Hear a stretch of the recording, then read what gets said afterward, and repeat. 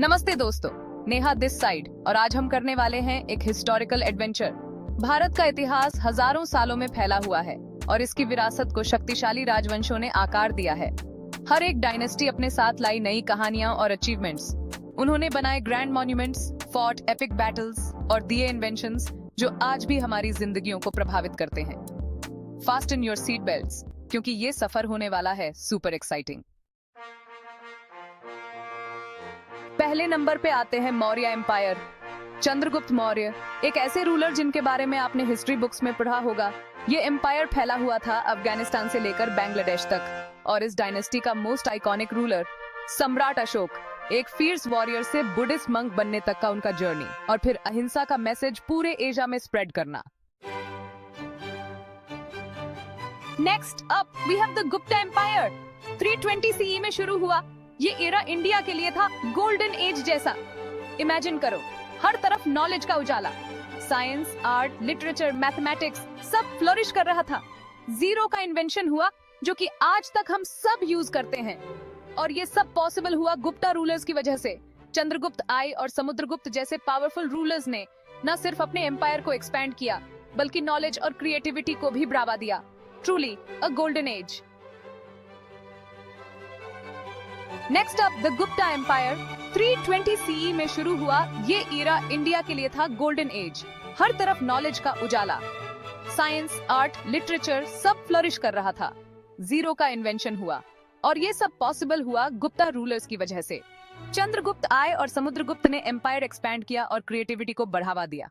Hold on tight, क्योंकि अब हम जा रहे हैं साउथ इंडिया, जहां 9th सेंचुरी से लेकर 13th सेंचुरी तक राज किया चोला डायनास्टी ने।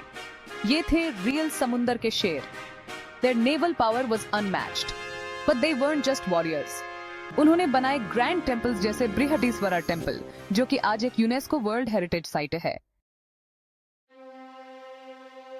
चैप्टर 4 मुगल एम्पायर, शाही रौनक और शान। अब बात करते हैं मुगल एम्पायर की, जो कि शुरू हुआ 1526 सीई में विद द लेजेंडरी बाबर। ये एम्पायर अपनी ग्रैंडर के लिए फेमस था। ताजमहल, रेड फोर्ट, फातेहपुर सिकरी जैसे आर्किटेक्चरल मार्वल्स इन्होंने के टाइम में बने। और कैसे भूल सकते हैं अकबर को, जिन्होंने रिलीजियस टॉलरेंस और एडमिनिस्ट्रेटिव रिफॉर्म्स को बढ़ावा दिया। मुगल एरा था एक मेल्टिंग पॉट ऑफ कल्चर्स, जहां आर्ट, म्यूजिक और लिटरेचर नए नए हाइट्स अचीव की। चैप्टर 5 विजयनगरा एम्पायर, दक्षिण भारत का गहना। नेक्स्ट स्टॉप विजयनगरा एम्पायर 1336 सी में एस्टैब्लिश हुआ। ये हिंदू किंगडम साउथ इंडिया में एक शाइनिंग स्टार की तरह चमकता था। Hampi, their capital city, was a site to behold. आज भी उसकी रूइंस हमें उना के ग्रैंडर की याद दिलाती हैं। उन्होंने साउथ इंडियन कल्चर को प्रिजर्व करने में एक इम्पोर्टेंट रोल निभाया। चैप्टर 6 दिल्ली सल्तनत, शक्ति और समृद्धि का संगम। Now let's go back to North India, जहां 1206 सीई में शुरू हुआ दिल्ली सल्तनत। ये एक एरा था जब टर्किश और अफगान रूलर्स ने इंडिया में अपना इम्पैक्ट छोड़ा। दे इंट्रोड्यूस्ड पर्शियन कल्चर और इस्लामिक आर्किटेक्चर, जो कि इंडियन कल्चर का एक इम्पोर्टेंट पार्ट बन गया। फ्रॉम कुतुबुद्दीन ऐबक टू अलाउद्दीन खिलजी और मोहम्मद बिन तुगलक, दिल्ली सल्तनत नए देखे कई पावरफुल रूलर्स जिन्होंने इंडिया की हिस्ट्री को शेप दिया। चैप्टर 7 मराठा एम्पायर, स्वराज्य की जंग।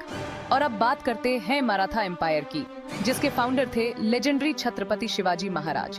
1674 सीई में शुरू हुआ। ये एम्पायर अपनी ब्रेवरी और रेजिस्टेंस के लिए फेमस था। द मराठास अपनी गेरिला वॉरफेयर टैक्टिक्स से मुगल्स को टक्कर दी। उन्होंने न सिर्फ अपनी मदरलैंड की रक्षा की बल्कि इंडियन कल्चर को भी प्रिजर्व किया during a time of foreign invasions. Chapter 8 Rajput kingdoms, वीरता और समर्पण की निशानाई। द राजपूत किंगडम्स, जो कि 8th सेंचुरी से 18th सेंचुरी तक फ्लरिश हुए, they were known for their valor और chivalry. They fiercely resisted invasions from rulers like the Mughals.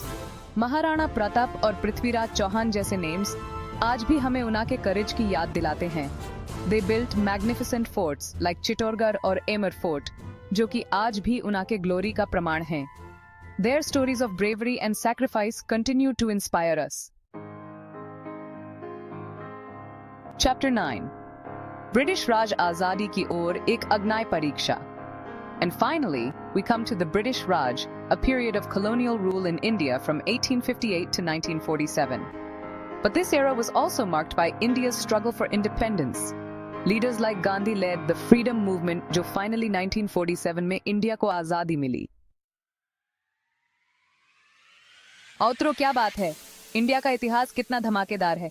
ये थे भारत के टॉप 9 राजवंश जिन्होंने हमारी हिस्ट्री को शेप दिया। हर एक डायनेस्टी अपने साथ लाई कुछ नया।